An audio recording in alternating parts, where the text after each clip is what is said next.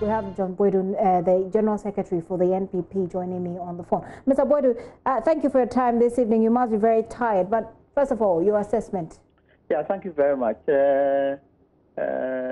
Our assessment for this election today clearly is an indication that the New Patriotic Party once again have proven beyond doubt that it is possible to have free and fair elections, transparent elections, by observing a social distance protocol in this period of our time. And we've proven once again and proven beyond doubt that our democratic tenets as the political party has really triumphed today after the poll.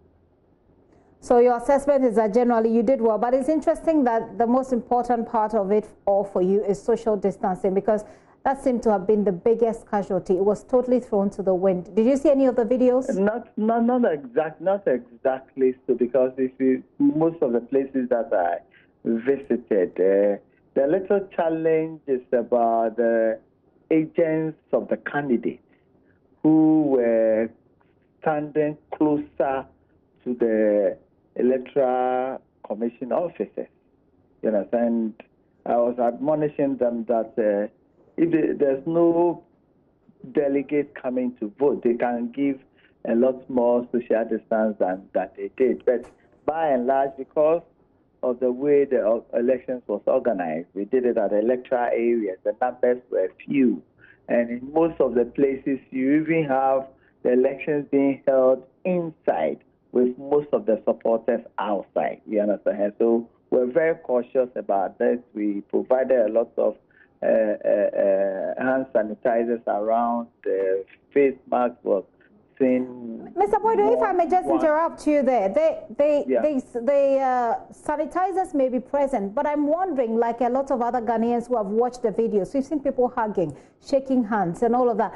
What did you put into education in terms of the planning? I think this is a general education that all of us must join hands in federating it. It has nothing to do with even the New Patriotic Party per se. No, I'm talking specifically the things you did ahead of the election, knowing very well that people will be congregating at least. No, I'm saying that we did all. We went ahead and educated our people, got them to understand that COVID is real. So in the process, we have to still observe all the protocols that we need to observe. Okay. It is something that all of us must look at, particularly if you see some of the pictures where after the elections people were jubilating as if nothing is happening and all that. These are things that counts with election that takes time before it dies down. So it's something that continuously all of us must continue to further educate and get our people aware that in your moment of joy, you still must be mindful that there's a need for us to still continue to observe social distance. Very well. I just want to find out from you also, are you surprised at the results we're seeing? About 40 of your incumbent members of parliament have fallen, despite all the measures you put in place to make sure that some of them went unopposed. Oh, well, some of them going unopposed means that they are not being contested at all. So that is not part of the problem. Really, it's the sentiments of the people on the ground, clearly. And most often, for us in this politics of ours, sometimes getting new candidates really, really energizes the ground. Get the new candidate become fired up. If you look at the results of 2016 elections in particular, more specifically in Ashanti region, almost all constituencies that we had new candidates massively increased our margins in the 2016 election. So it is not all that negative. It is not all that bad to see some changes but it is somehow bad. If it is not all that bad, it is somehow bad. Well, depending on you are looking at names. It's a question, sir. I'm saying that you are looking at names.